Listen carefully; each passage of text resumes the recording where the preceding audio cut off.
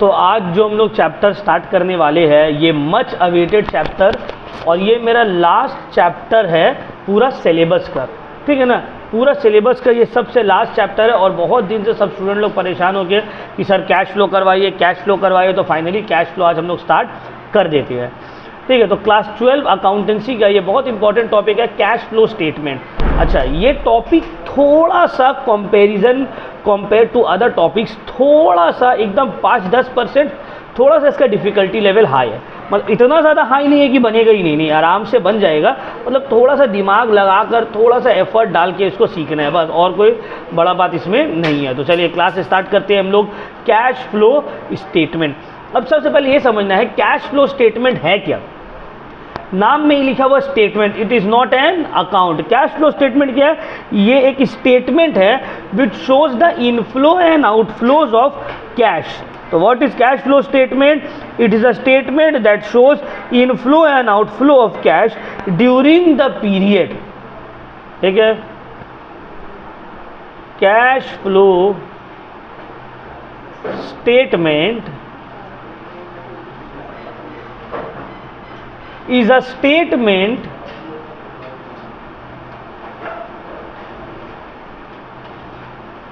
that shows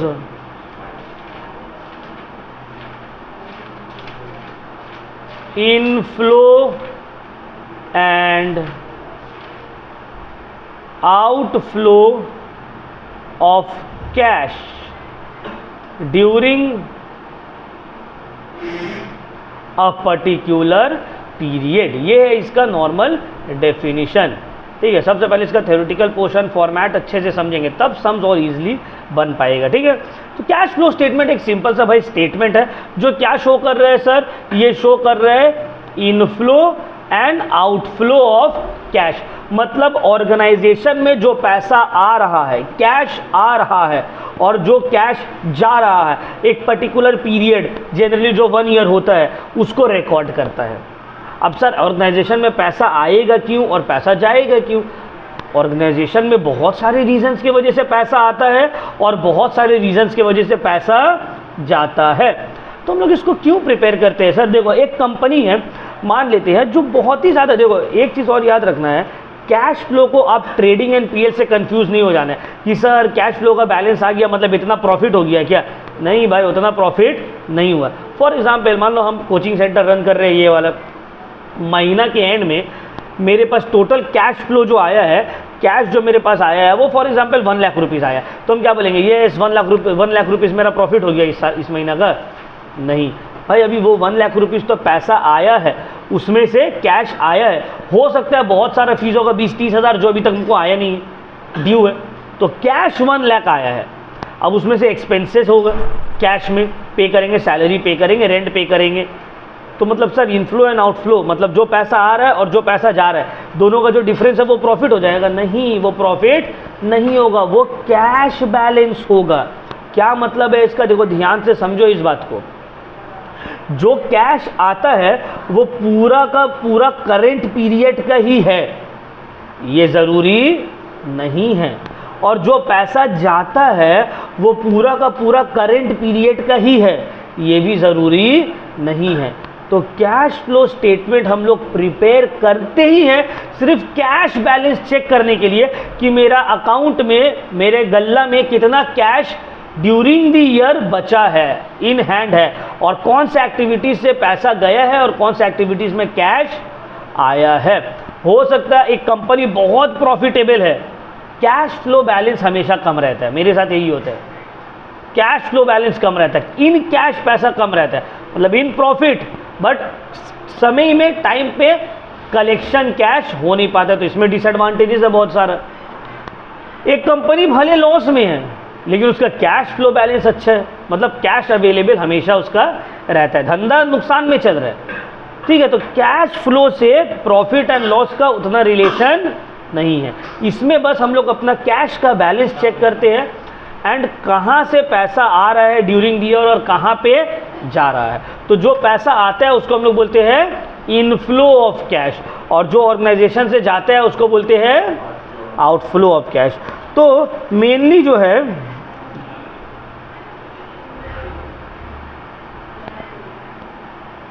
इसको याद रखना है, inflow of cash. Inflow means increase in cash and cash equivalent. Inflow मतलब cash and cash equivalent increase हो रहा है, आ रहा है, ठीक है ना। हिंदी में लिखेंगे पैसा कैश और कैश इक्विवेलेंट के फॉर्म में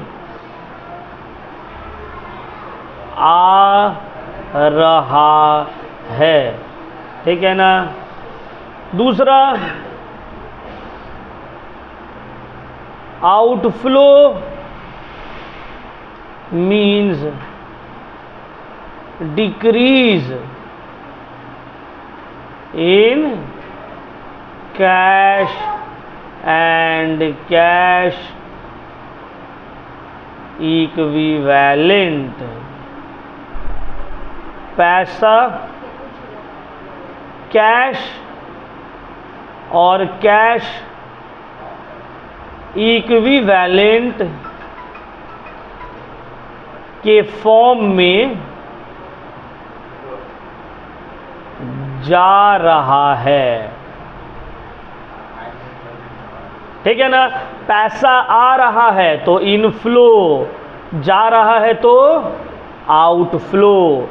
अब ये आता और जाता तो बहुत सारे रीजंस के वजह से है ना। पैसा आता है जाता बहुत सारे रीजंस के वजह से है। तो मेनली जो है हम लोग क्लासिफाई करते हैं एक्टिविटीज़ को, अलग अलग एक्टिविटीज़ को, जिस एक्टिविटीज़ की वजह से पैसा आता और जाता है।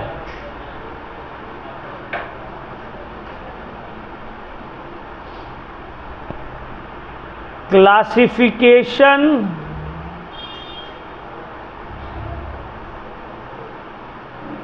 Of activities. सबसे पहला है ऑपरेटिंग एक्टिविटीज।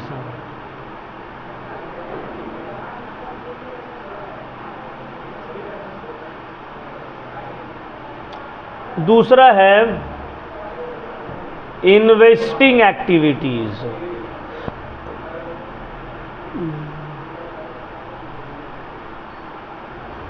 तीसरा है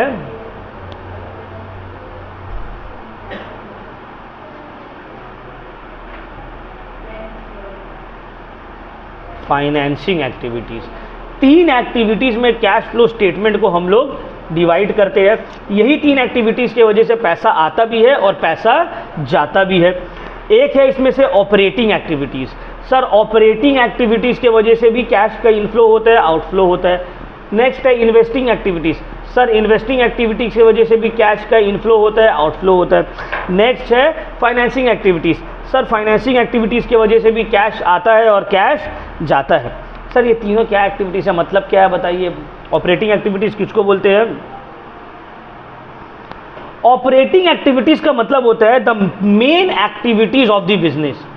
मेन एक्टिविटीज जो होता है या जो प्रिंसिपल एक्टिविटीज कोई भी बिजनेस का होता है उसको हम लोग बोलते हैं ऑपरेटिंग एक्टिविटीज।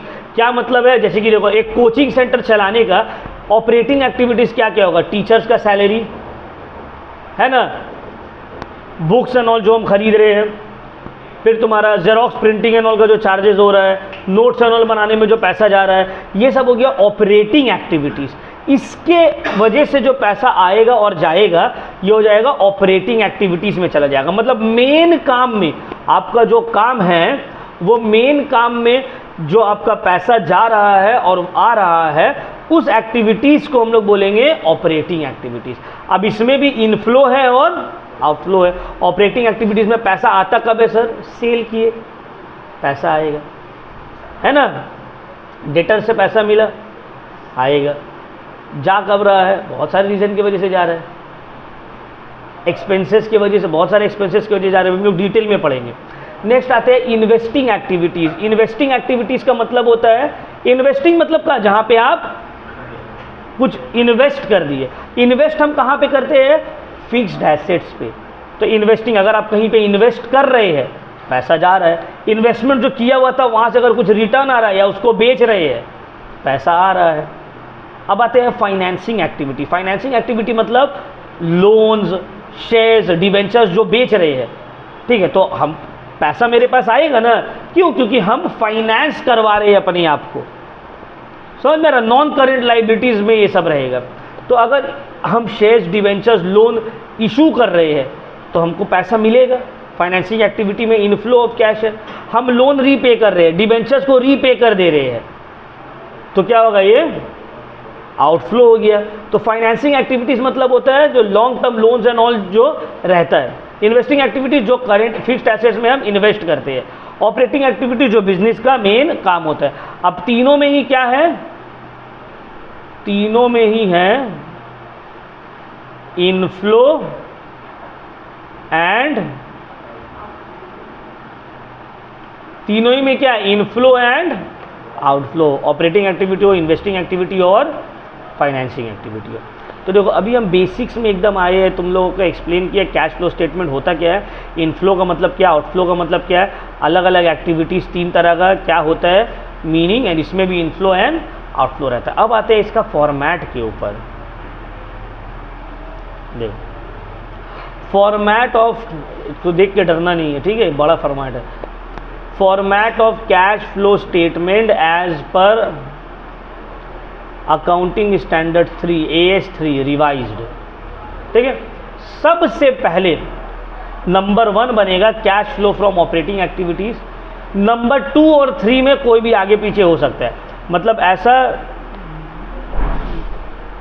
आप कर सकते हैं कि सेकंड में इन्वेस्टिंग बना लिए, थर्ड में फाइनेंसिंग बना ले रहे, या ऐसे भी कर सकते हैं सेकंड में फाइनेंसिंग बना रहे और थर्ड में इन्वेस्टिंग बना रहे। नंबर 1 हमेशा क्या रहेगा? ऑपरेटिंग एक्टिविटी, और सेकेंड और थर्ड आपस में इंटरचेंज कर सकते हैं। 80% जो सम्स है ना वो ऑपरेटिंग एक्टिविटीज़ में ही बन जाएगा, 20% इन्वेस्टिंग एंड फाइनेंसिंग में रहेगा। तो 80% जो डिफ़िकल्टी और रॉन्ग होने का चांसेस है वो ऑपरेटिंग में, इन्वेस्टिंग एंड फाइनेंसिंग में नहीं है। तो सबसे पहले आपको लिखना है cash flow from operating activities number 1। इसके अंडर में सबसे पहला चीज़ जो आएगा वो आएगा नेट प्रॉफिट बिफोर टैक्स। अब ये कैसे निकलेगा, इसके लिए एक वर्किंग नोट दिया है, working note number 2। Cash flow from operating activity में नंबर 1 चीज is net profit before tax, note 2। चलिए देखते हैं सर ये कैसे निकलेगा नेट प्रॉफिट बिफोर टैक्स। देखिए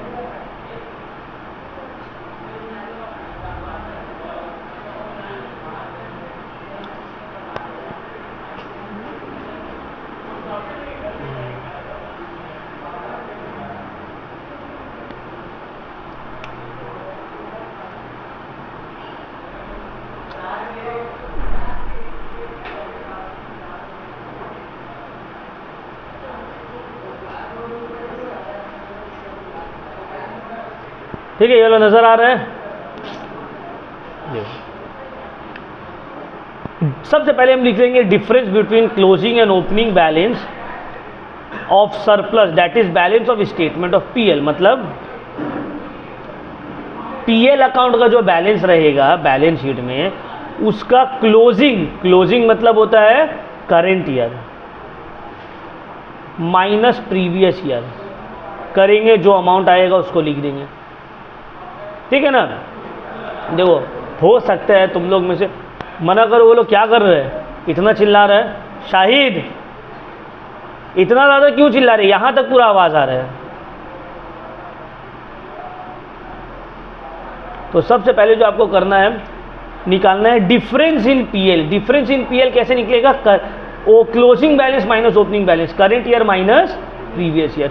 अब देखो हो सकता है बहुत सारे को अभी उतना समझ में नहीं आएगा, तो फॉर्मेट में कोशिश करना है समझने का, फिर जब सम्स करेंगे तो और ज़्यादा क्लैरिटी आते जाएगा इसमें।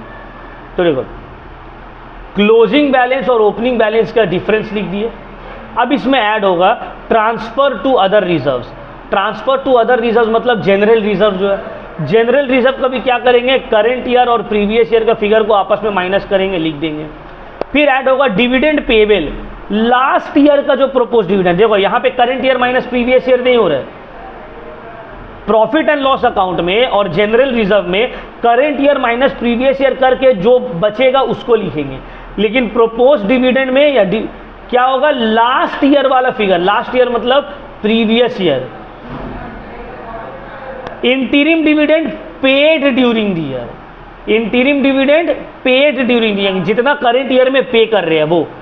Provision for taxation made during the year, जितना प्रोविजन फॉर टैक्स इस करंट ईयर में बनाए हैं वो, ये सब को ऐड करेंगे। माइनस जो कि 90% टाइम नहीं रहता है वो है रिफंड ऑफ इनकम टैक्स। अगर कुछ refund of income tax sums में है जो कि 90% टाइम नहीं रहेगा, उसको लेस कर देंगे। लेस करने के बाद जो अमाउंट आएगा वो होगा मेरा नेट प्रॉफिट बिफोर टैक्स। ये आ गया मेरा नेट प्रॉफिट बिफोर टैक्स। अब सर इतना झमेला करके सम्स में निकलेगा, एक आध सम्स में निकलेगा तो निकलेगा, हर सम्स में इतना झमेला करके नेट प्रॉफिट बिफोर टैक्सेशन नहीं निकलेगा, ईजिली निकल जाता है। ये एक्सट्रीम कंडीशन है कि मैक्सिमम ये सब चीज़ दिया हुआ रहेगा, इससे ज़्यादा कुछ नहीं रहेगा। ठीक है ना, हम लोग क्लास 11 में ट्रेडिंग पीएल किए थे ना, तो कितना बड़ा फॉर्मेट था, तो क्या फॉर्मेट का हर चीज़ हर सम्स में लगता था? नहीं लगता था। तो वैसे यहाँ पर भी होगा। तो चलो मान लो ये निकाल लिए तुम, लिख दिए नोट नंबर 2, इसको सेकंड कॉलम में लिखे। अब आएंगे adjustment for non cash and non operating item. अब ध्यान से समझ लो मेरा बात को, adjustment for non cash and non operating items, जितना भी नॉन कैश और नॉन ऑपरेटिंग आइटम्स है, non cash and non operating item का मतलब है पीएल अकाउंट में, प्रॉफिट एंड लॉस अकाउंट में जितना भी आइटम्स तुम डेबिट किए हो और क्रेडिट किए हो, नॉन कैश। नॉन कैश मतलब जैसे कि डेप्रिसिएशन एक्सपेंस है, लेकिन उसके लिए कुछ कैश दिया जाता है क्या? कैश देते हो। मान लो ये मेरा मोबाइल फ़ोन है 20,000 में खरीदे, इसका वैल्यू घट के हो गया 10,000 रुपया, तो क्या 10,000 रुपये मेरा नुकसान हुआ? क्या ये नुकसान मेरा कैश पॉकेट से गया है? सामान का वैल्यू डिक्रीज हुआ, ये हो गया नॉन कैश। समझ में आया बात? उसी तरह हम एक ज़मीन खरीदे थे 10 लाख रुपए में, उसका वैल्यू अब हो गया 15 लाख, 5 लाख बढ़ गया, तो क्या 5 लाख मेरे हाथ में कैश आया है क्या? ये जो एप्रिसिएशन हुआ ये नॉन कैश है। तो जितना भी नॉन कैश आइटम है, इनकम हो या एक्सपेंस हो, वो सबको लिखेंगे। यहाँ पे वही बोले adjustment for non cash and non operating items. Add करेंगे जितना भी एक्सपेंसेस है या लॉसेस है, ऐड क्या करेंगे? एक्सपेंसेस या लॉसेस नॉन कैश वाला, जैसे कि डेप्रिसिएशन, गुडविल एमोटाइजेशन। एमोटाइजेशन का मतलब क्या होता है? देखो, जब टैंजिबल एसेट्स का वैल्यू घटता है उसको बोलते हैं डेप्रिसिएशन, लेकिन जब इनटैंजिबल एसेट्स का वैल्यू घटता है उसको बोलते हैं एमोटाइजेशन। तो डेप्रिसिएशन और एमोटाइजेशन सेम चीज़ है, बस अलग अलग नाम है उसका। कि अगर टैंजिबल एसेट्स के ऊपर चार्ज होगा तो वो हो जाएगा डेप्रिसिएशन, इनटैंजिबल रहेगा तो वो हो जाएगा इनटैंजिबल, जैसे गुडविल, पेटेंट्स, ट्रेडमार्क। उसके बाद interest on borrowings and debentures, interest on bank overdraft, writing of discount on issue of debentures, writing of underwriting commission, loss on sale of fixed assets, ये सब increase in provision for doubtful डेब्ट, ये सब add किए जितना भी expenses या losses है। अब माइनस करेंगे लेस। अच्छा, ये तो एक्चुअली हम तो पीडीएफ बनाए ना अलग अलग पेज से, तो इसी वजह से इतना जगह यहाँ छूट गया, अदरवाइज ये जस्ट यहीं से स्टार्ट होगा। ठीक है ना। अब लेस करेंगे आइटम्स जो जो इनकम्स हैं, इनकम्स या प्रॉफिट्स जो नॉन कैश या नॉन ऑपरेटिंग है। मेन या तो नॉन कैश है या नॉन ऑपरेटिंग, मतलब क्या होता है? मेन इनकम नहीं है, मेन एक्सपेंस नहीं है।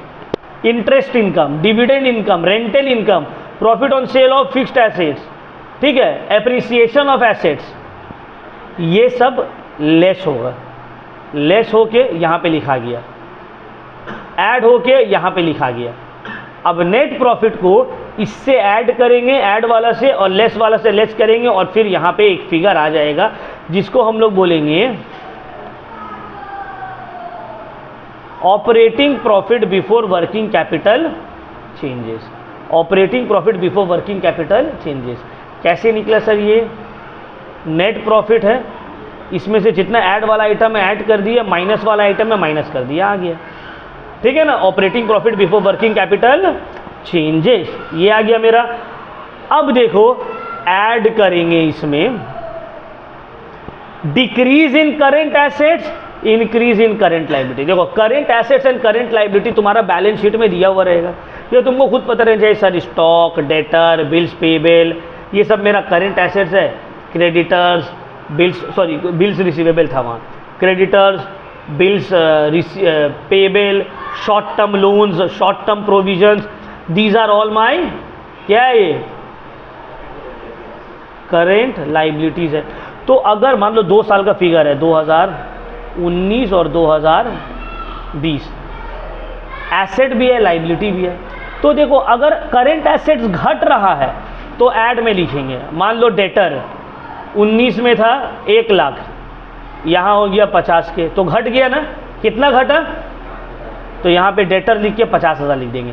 तो करेंट एसेट्स डिक्रीज हो रहा है ऐड में लिखेंगे, इंक्रीज हो रहा है तो लेस में। क्यों सर, ऐसा क्यों सर?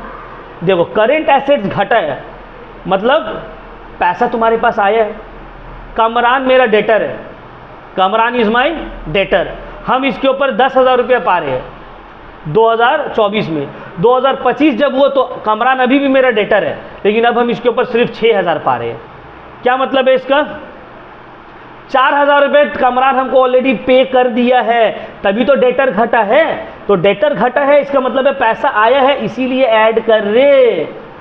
क्लियर हुआ पॉइंट? मान लो कमरान मेरा डेटर है 10,000 का 2024 में, 25 में ये मेरा 15,000 का डेटर हो गया, तो डेटर का वैल्यू बढ़ गया। इसका मतलब है कमरान हमसे और उधारी में माल लेकर गया है, उधारी में और लेकर गया है, कैश आया। इसीलिए जब डेटर बढ़ता है हम लोग उसको लेस में लिख देते हैं। करेंट एसेट्स घटेगा तो लेस, बढ़ेगा तो ऐड।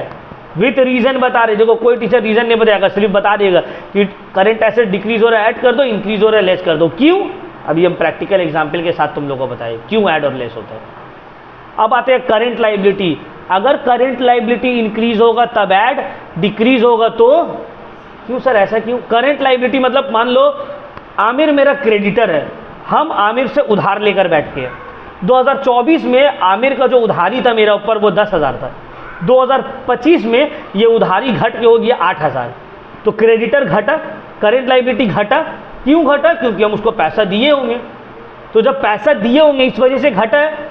घटा है क्योंकि पैसा दिए हैं तो पैसा मेरे पास से गया है, इसीलिए बोला गया कि अगर करेंट लाइबिलिटी घटा है मतलब पैसा गया है तो उसको लेस में लिखो। अब मान लो आमिर 10,000 रुपये का मेरा क्रेडिटर था, नेक्स्ट ईयर 14,000 का हो गया, इसका मतलब है हम आमिर से और 4,000 का उधार लेके आ गए हैं, मतलब आमिर को हम और 4,000 दिए नहीं है, करेंट लाइबिलिटी बढ़ गया है, मतलब कैश मेरे पास है, ज़्यादा नहीं दिए है। तो इसीलिए जब करेंट लाइबिलिटी बढ़ेगा तो वो ऐड में होगा। तो कोई भी एक को तुम याद रख लो कि दूसरा ऑटोमेटिकली याद हो जाएगा। ऐड होगा decrease in C A, increase in C L. Less इसका ऑपोजिट हो जाएगा, increase in C A, decrease in C L. Clear हो गया पॉइंट? सबको लाइन से लिखे, प्लस माइनस करने के बाद यहाँ आइटम आया, ये सबको ऐड किए, ये सबको लेस किए, जो फाइनल फिगर है यहाँ पे आ गया। अब इसको इसके साथ प्लस करने के बाद एक अमाउंट आएगा, इसको हम लोग बोलेंगे कैश जनरेटेड फ्रॉम ऑपरेशंस। क्या बोलेंगे? Cash generated from operations. इसमें से माइनस कर देंगे इनकम टैक्स। अगर इनकम टैक्स रिफंड है तो लेस करेंगे, इनकम टैक्स पेड जो है उसको माइनस कर देंगे। अब माइनस करने के बाद जो फिगर आएगा ये हो जाएगा मेरा cash flow from operating activities, अगर ये प्लस में है, और अगर ये नेगेटिव में आ रहा है तो होगा cash flow used in operating activities. 80% sums यहीं तक है, उसके बाद से उतना टफ नहीं है। अब इसको समझना, फॉर्मेट इसीलिए एक दिन पहले हम तुम लोग को PDF में भेज दिया था, लिखवा दिया था कि थोड़ा पढ़ो, ठीक है। ये देखो, और हमको पता है ओरली बहुत ज़्यादा समझ में सबको नहीं आएगा, सम्स जब करेंगे तब और डिटेल में समझ आएगा, बट हम विदाउट थ्योरी किए हम सम्स में नहीं टपक सकते। हमको थ्योरिटिकल पोर्शन को करने के बाद ही हम सम्स की तरफ जा सकेंगे। तो एक क्लास हमको थ्योरी एक्सप्लेन करने में लगाना पड़ेगा, जब सम्स करेंगे ना तब फिर से थ्योरी और रिलेट कर पाओगे, ठीक है ना। तो ये मेरा अभी एक पार्ट बना है, cash flow from operating activity, ठीक है। आ गया सर ये फाइनल फिगर। अब cash flow from investing activity. अब इन्वेस्टिंग एक्टिविटी में भी इनफ्लो और आउटफ्लो ऐड होगा या लेस होगा? अगर तुम इन्वेस्ट कर रहे हो, लैंड खरीद रहे हो, प्रॉपर्टी खरीद रहे हो, फर्नीचर खरीद रहे हो, अगर फिक्स्ड एसेट्स परचेज कर रहे हो, मतलब देखो 2 ईयर का, देखो ध्यान से समझना, जब हम इन्वेस्टिंग एक्टिविटी कर रहे हैं तो तुम्हारा ध्यान रहना चाहिए नॉन करेंट एसेट वाला कॉलम में। कहाँ रहेगा? नॉन करेंट एसेट वाला कॉलम में। अब 2 है, एक है करेंट ईयर और एक है प्रीवियस ईयर। अब मान लो फिक्स्ड एसेट्स करेंट ईयर में था 10, प्रीवियस ईयर में हो गया 8, प्रीवियस ईयर में 8 था, करेंट ईयर में हो गया 10, तो बड़ा है। क्यों बड़ा है? क्योंकि तुम परचेस किए होगे। अब जब तुम परचेस किए हो तो तुम्हारे पास से पैसा गया, तो जब करेंट एसेट फिक्स्ड एसेट्स बढ़ता है तो हम लोग उसको कर देते हैं लेस। देखो, purchase of fixed assets minus हो जाएगा, परचेज ऑफ इन्वेस्टमेंट माइनस हो जाएगा, purchase of intangible assets minus. हमको कैसे पता सर माइनस? देख रहे हो ब्रैकेट में है, इसका मतलब क्या है? Less.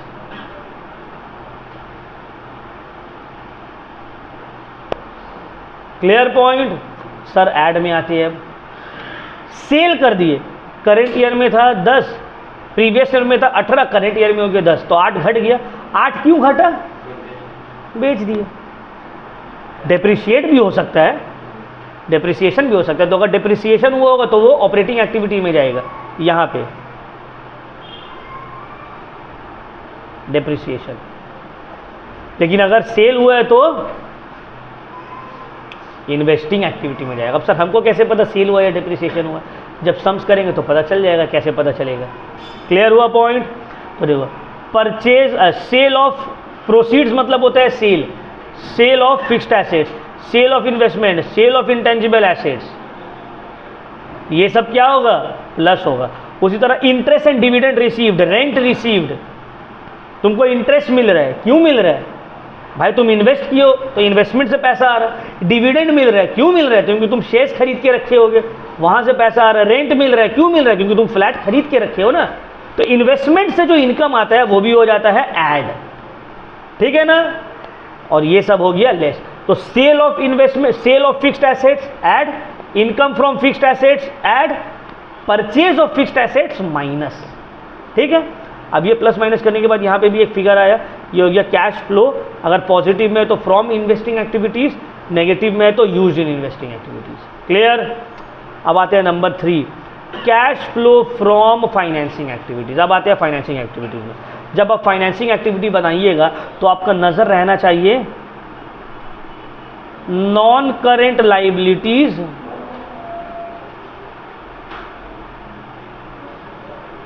And share holders fund, ये 2 जगह आपका नजर रहना चाहिए। क्योंकि फाइनेंस आपका जो भी हो रहा है वो लाइबिलिटी साइड में शो होगा, नॉन करेंट लाइबिलिटीज में और शेयर होल्डर्स फंड में। तो देखो, मान लो 2 ईयर है, current year and previous year. Loan है, bank loan, long term loan, long term loan. Previous year में था 1 लाख, करेंट ईयर में हो गया 1.5 लाख। बड़ा है, बड़ा है मतलब पैसा आया है मेरे पास, लोन और लिए, ऐड हो जाएगा। उसी तरह मेरे पास शेयर्स है, इक्विटी शेयर्स, प्रीवियस ईयर में था 2 लाख का, करेंट ईयर में हो गया 1 लाख का। घटा है, इसका मतलब हम पे ऑफ कर दिए, पैसा पे ऑफ कर दिए, तो लेस हो जाएगा। तो यहाँ पे देखो, proceeds from issue of shares, मतलब शेयर्स का वैल्यू बढ़ रहा है, डिवेंचर्स का वैल्यू बढ़ रहा है, सिक्योरिटीज प्रीमियम रिसीव हो रहा है, लॉन्ग टर्म लोन्स बढ़ रहा है, ठीक है। तब ये सब क्या होगा? ऐड में लिखाएगा। लेस क्या होगा? इसी को ऑपोजिट, लोन्स रीपे कर रहे हैं, डिवेंचर्स रीपे कर रहे हैं, प्रेफरेंस शेयर रीपे कर रहे हैं, ठीक है, अंडरराइटिंग कमीशन पे कर रहे हैं। अच्छा देखो, इंटरेस्ट अगर पे कर रहे हैं, डिविडेंड पे कर रहे हैं, बैंक के ऊपर इंटरेस्ट पे कर रहे हैं, तो ये सब क्यों पे कर रहे हैं? पैसा लिए थे तभी तो पे कर रहे हैं ना।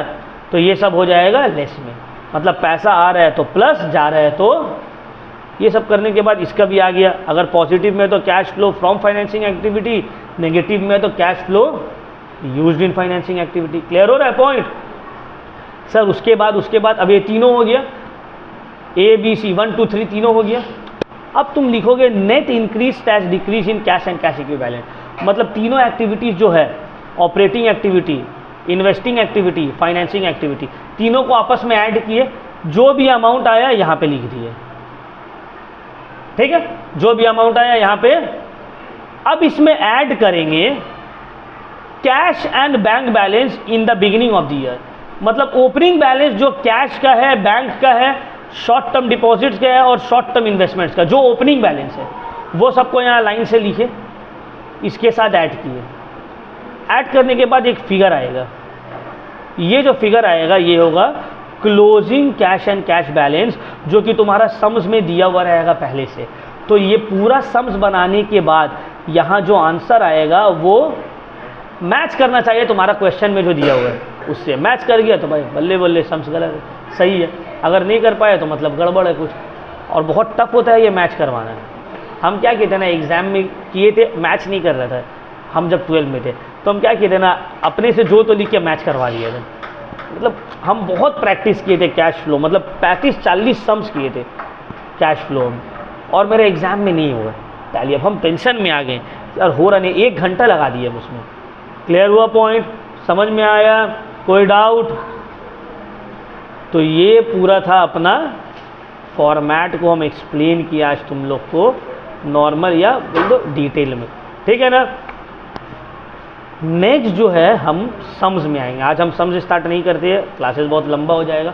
नेक्स्ट क्लास हम इसके ऊपर पूरा सम्स में आ जाएंगे। कैश फ्लो का ये जो थ्योरेटिकल आज पढ़ाए ना, थ्योरी जो फॉर्मेट एक्सप्लेन किया है, तो ये फॉर्मेट एंड थ्योरी नहीं एक्सप्लेन करके हम पूरा सम्स करेंगे, ठीक है। किसी को कोई भी डाउट?